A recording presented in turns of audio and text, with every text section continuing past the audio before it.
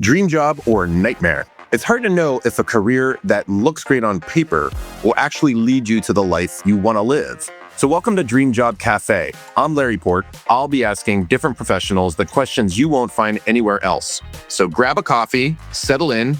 This is Dream Job Cafe. Sponsored by Wayspark.co, where we help people navigate careers in a crazy world. Hey everybody, I'm Larry Port with Wayspark. This is the second WTF is Up report, where we take a look at what the fuck is up. So the first article we're going to take a look at is one that was written in The Economist, and this was part of a cover story that The Economist did about AI. This headline is a little juicy. It says, "Is AI putting graduates out of work already? If you are studying coding, we might have some bad news."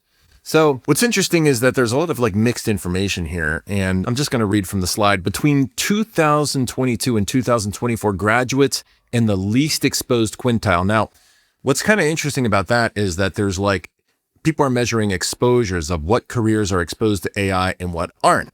So this is the least exposed quintile, which means the least 20% of everybody. Studying subjects such as education, philosophy, and civil engineering saw their average full-time employment rate fall by just 1.5 percentage points. Those in the most exposed, including computer science, computer engineering, and whatnot, suffered a 6.6 percentage point drop. And I love this headline, "Forget Python, study Plato." What they're saying is that, okay, philosophy, you were a philosophy major, employment actually went up.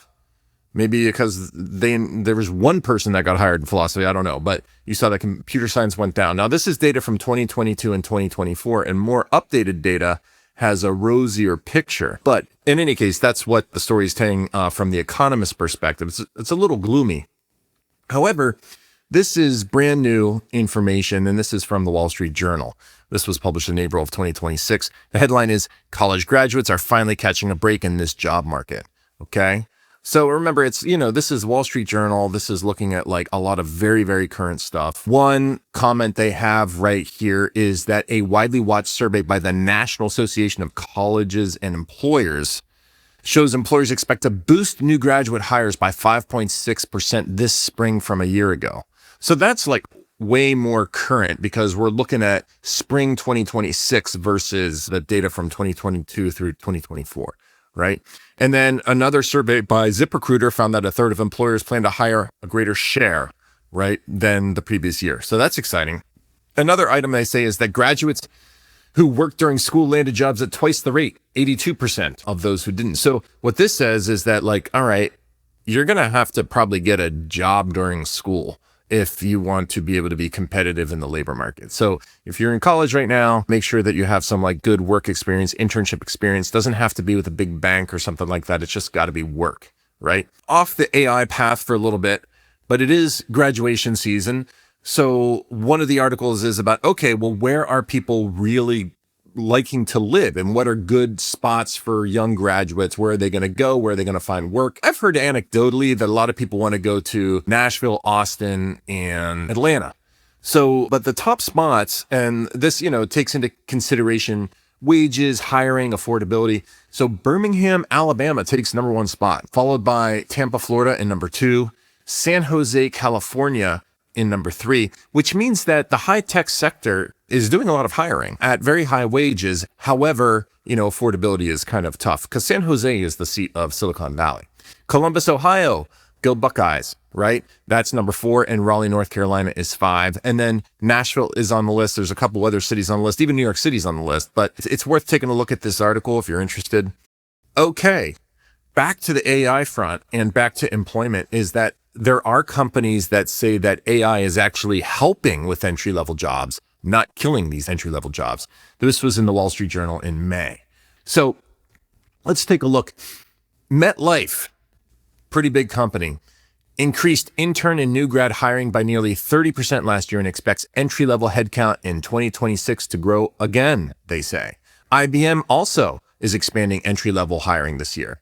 So we're seeing some kind of healthy signs. And despite all the doom and gloom about AI, it sounds like the reality is that young graduates and younger people, entry-level workers that have work experience and that also know how to use AI well are going to be fine. This is one guy from a college called Western Governors University. He said that the employees surveyed by his campus are still hiring, but they're looking for students to have work experience in AI fluency, kind of just what I said, right? Now, let's say that you're like, all right, I'm really freaked out about AI and I'm a young college graduate and I don't believe in my career.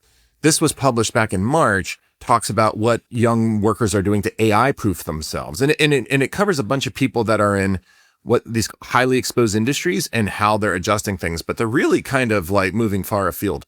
So this one profiles this guy named Ryder Paredes, and he was studying computer science as an undergraduate, but then he started getting worried about what he was seeing on the wall. So he dropped out of college and went into trade school to be an electrician. And it says here that enrollment at vocational focused community colleges has boomed in recent years, growing by 20% since 2020.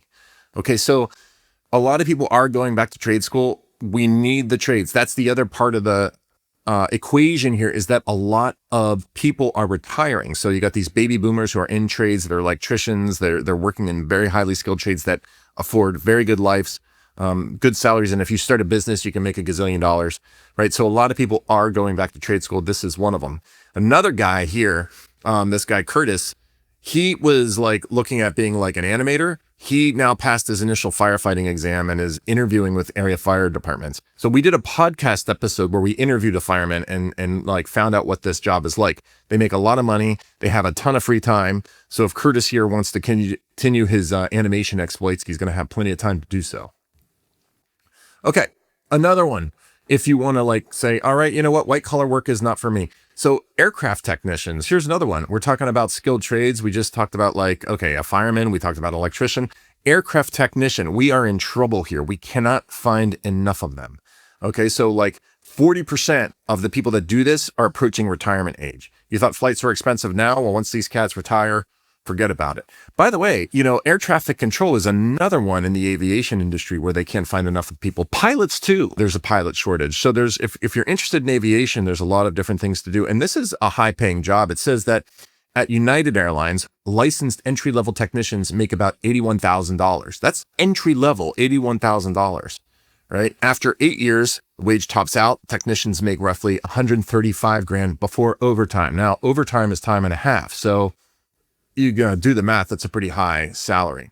So the other thing is that 40% of these mechanics are over 60. 40% are over 60. So it's kind of a big problem that the industry is facing, which is why they're like, you know, doing these, it says signing bonuses of $75,000. So if you're looking at a skilled trade, this might be one to take a look at. Another one, nurse practitioner, is the hottest job in healthcare. And healthcare is the hottest sector of the economy, especially when it comes to like employment. So whenever they come up with the jobs reports and they're like, oh, we hired X number of people this month. Well, most of them are in healthcare, not the most of them, but the biggest subgroup come from healthcare. So, and a nurse practitioner is a nurse who can like prescribe medications and do doctor type of work, right? So this is a hot field. So if we're talking skilled trades, we got stories about electricians, we have firemen, aircraft engineers or technicians, and nurse practitioners. So all places to kind of look. Now, another thing for recent graduates, okay, I know I've been talking a lot about skilled trades, but this is an article in the New York Times by a woman named Jodi Kantor. Okay, she's an investigative reporter, but she wrote a book called How to Start Discovering Your Life's Work. And so this editorial, this is a hard time to start a career. These two words can help. And the words are craft and need. So her point is, when we hone our crafts, we build up protection against being regarded as disposable or interchangeable. Any employer can eliminate any job at any time, but your craft is truly yours and cannot be taken away. Basically, what she's talking about is doing something that you do, but do it with your own spin, make it unique, and be very, very good at it. Master that craft, she's saying. The other thing is to take a look at what's going on in the world. She says there is a wiser way to seize the future, which is to think about need. What is your own assessment of what society will need during your working years, the next 4 or 5 decades? Now, if you think about what's happening, you think about the shift to robotics, you think about people getting older, demographics, living longer, right? So all those people are going to be need to take care of. We're moving into kind of like an autonomous vehicle age that may shift things too. So there's all this stuff, if you're paying attention to what's happening in the world, that is really exciting and that you can be part of. So surveying and paying attention is a big part of this. Anyhow, that's the WTF is up report number 2. I hope you enjoyed it. And stay tuned to the Wayspark podcast. If you like this episode, please like it or share it with your friends. And if you can, be grateful for something today. Thanks for listening. Don't forget to like and subscribe to Dream Job Cafe on Spotify, Apple Podcasts, or wherever you listen. And don't forget to check out wayspark.co, where we help people navigate careers in a crazy world.